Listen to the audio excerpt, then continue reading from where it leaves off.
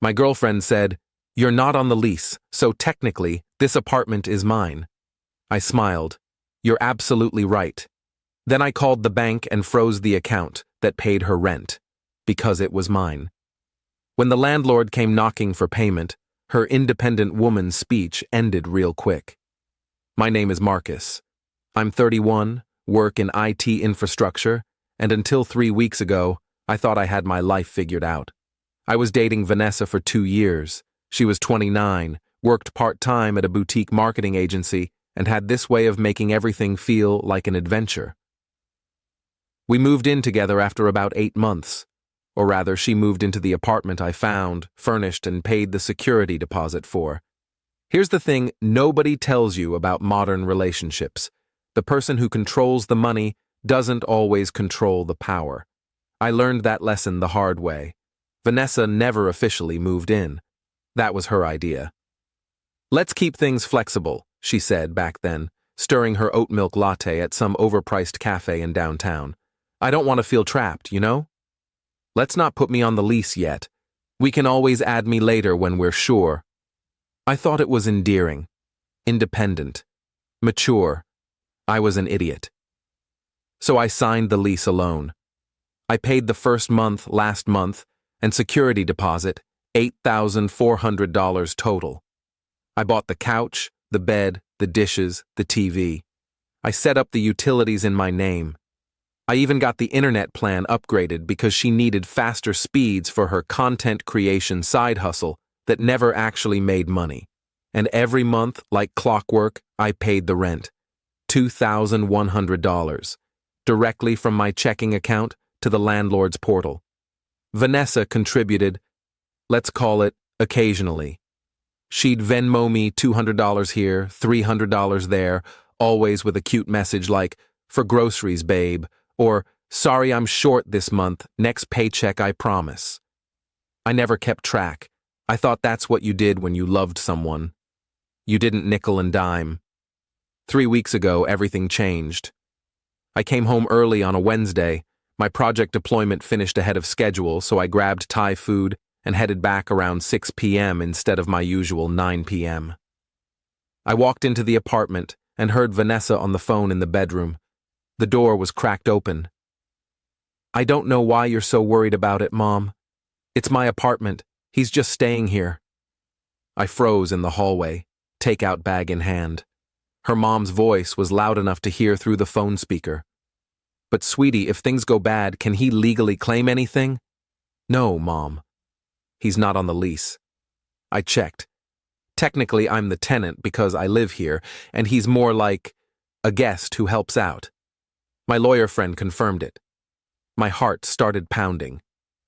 "So if I wanted him gone," Vanessa continued, "I could just tell him to leave.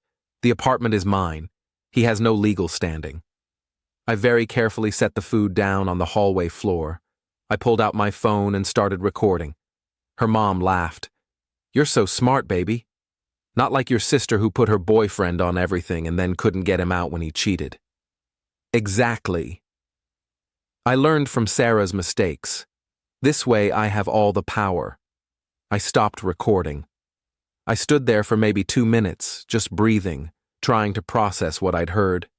Then I walked backwards to the front door, opened it loudly, and called out, "Babe!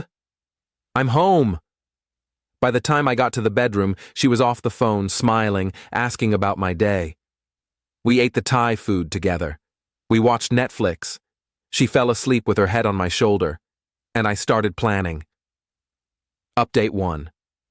The next morning, I called out sick from work. After Vanessa left for her 11 a.m. shift, I spent 4 hours documenting everything. I photographed the lease, my name only. I pulled up 2 years of bank statements showing every rent payment, every utility payment, every piece of furniture I'd bought. I had receipts for the security deposit, the couch from West Elm, the mattress from Casper, even the stupid throw pillows she insisted we needed. Then I called my buddy Derek, who's a paralegal. I played him the recording. "Dude," he said after a long silence, "that's cold-blooded. What are my options? Legally? You're the leaseholder. She's not a tenant, she's your guest. You could ask her to leave any time, but if you want to make a point, I want to make a point. Then you need to be smart about it. Don't do anything crazy. Just control what you actually control. That night, Vanessa and I had dinner. Pasta. She told me about some drama at work. I nodded and smiled and asked follow-up questions. Then, casually, I said, "Hey, random question. Do you remember what you told your mom yesterday? About the apartment being yours?" Her face went completely blank for like 3 seconds. Then she laughed, this forced little sound. "What? When did I say that?" "Yesterday. You were on the phone. I came home early." The color drained from her face. "Marcus, I didn't mean it like that. I was just trying to calm my mom down. She's paranoid about men taking advantage of women after what happened with my sister." "Right. So you told her the apartment was yours, that I'm basically a guest, and that you could kick me out whenever you want." "I was exaggerating. You know how my mom gets. I had to make it sound like I had control of the situation or she'd never stop worrying." I took a bite of pasta, chewed slowly. "So, you don't actually think this is your apartment?" She reached across the table for my hand. "Of course not, babe. We share everything. It's ours." I pulled my hand back. "Except you're not on the lease." "We can fix that. We've been talking about adding me anyway, right? Let's do it this weekend." "Yeah," I said. "Let's do that." I didn't bring it up again that night, but I didn't touch her either. I slept on my side of the bed, back turned, and listened to her breathing get more and more shallow until she finally fell asleep around 2 a.m. Update 2. Friday afternoon, I told Vanessa I needed to work late. Instead, I went to the bank. I had opened a separate checking account about 6 months ago for savings goals. Vanessa knew about it, but she didn't have access to it. What she didn't know was that I'd been slowly moving money into it. Not huge amounts, just $500 here, $700 there. Enough that my main account still looked normal. I moved $15,000 from my main account into the separate account. Then I set up automatic payment for my rent to come from the new account. Then, and this is the part I'd been planning all week, I called the bank and placed a temporary freeze on my original checking account, the one linked to our shared expenses. The freeze meant no automatic payments could go through. No utility bills, no Netflix, no Spotify, and most importantly, no rent payment to the landlord. Rent was due the following Tuesday. That weekend, Vanessa acted like nothing had happened. She suggested we go to brunch. She wanted to check out a new vintage market. She talked about maybe taking a trip to Portland next month. I went along with everything, smiling, nodding, already knowing what was coming. Monday night, she brought it up again. "So, should we go talk to the landlord about adding me to the lease? I really think it would be good for us, like an official step forward." I looked up from my laptop. "Actually, I've been thinking about that." "Yeah?" "You were right the first time. You're not on the lease, so technically, this apartment is mine." Her smile faltered. "What?" "You said it yourself. I have no legal standing to claim it's ours, so why should I pretend it is?" "Marcus, that was taken out of context. You know what else you were right about. If someone's not on a lease, they're basically just a guest, and guests can be asked to leave." She stood up from the couch, face red. "Are you seriously threatening to kick me out over something my mother made me say?" "Nobody made you say anything, Vanessa. You said you had all the power. You said you checked with a lawyer friend. That doesn't sound like someone placating their paranoid mother. That sounds like someone with a plan. You're being insane right now." "Maybe, but I'm the insane person whose name is on the lease." She grabbed her purse and left, slammed the door so hard the frame shook. She didn't come back until after midnight, and when she did, she slept in the guest room. Update 3. Tuesday morning, I got the email I'd been waiting for. The landlord's automated system. Payment failed. Rent overdue. Late fee will be applied after 5 p.m. I deleted the email and went to work. Vanessa texted me around 11 a.m. Did you pay rent? Landlord just called me asking where it is. I didn't respond until lunch. My account had an issue. I'll handle it. What kind of issue? Bank stuff. Don't worry about it. Marcus, we're going to get a late fee. I'll handle it. She called me twice. I let it go to voicemail.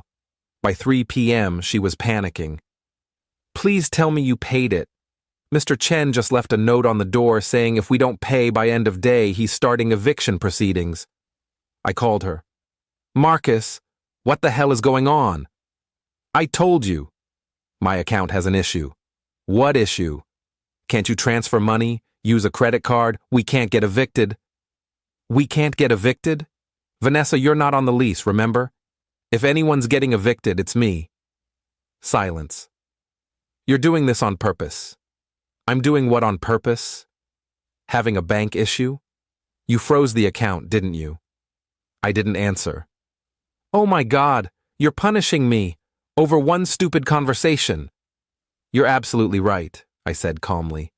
This apartment is technically yours. So technically you should be able to handle the rent payment. You've been living here 2 years after all. Surely you have some money saved up. You know I don't have $2,100 just sitting around? That's weird, because I've been paying $2,100 every single month for 2 years. That's $50,400, plus utilities, furniture, food, entertainment. But somehow you, the person who claimed this apartment as yours, don't have a single month's rent saved up? She was crying now. Marcus, please. I'm sorry. I'm so sorry. I didn't mean what I said. I'll never say anything like that again. Please, just pay the rent. Why? It's your apartment, isn't it? You told your mom you have all the power. I was wrong. I was being stupid and arrogant, and I'm sorry. Please. Tell you what, I said. I'll unfreeze the account and pay the rent. But you need to be out of the apartment by Friday. What? You have 4 days. Pack your stuff. Find somewhere else to stay. I'll pay this month's rent so neither of us gets evicted. But after that, you're done living here.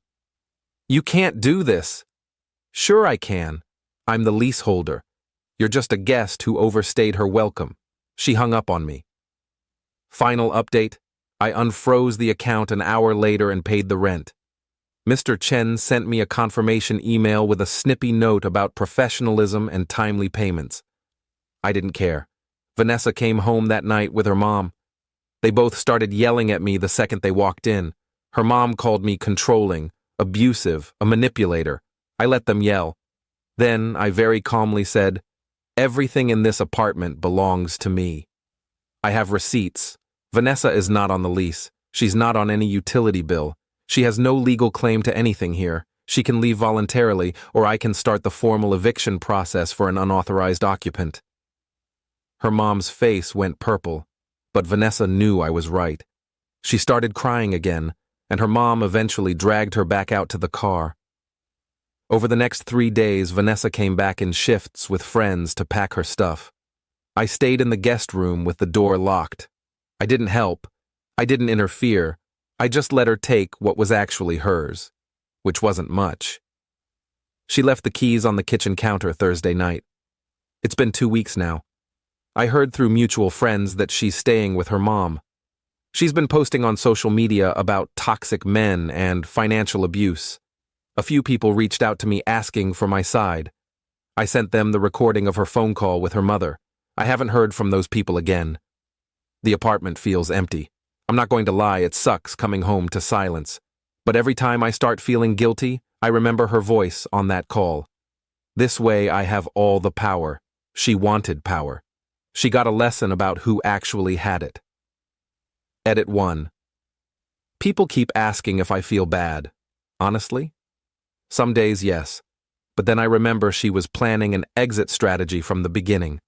She kept me off guard, kept me paying for everything, kept me thinking we were building something together while she made sure she could cut me loose whenever she wanted.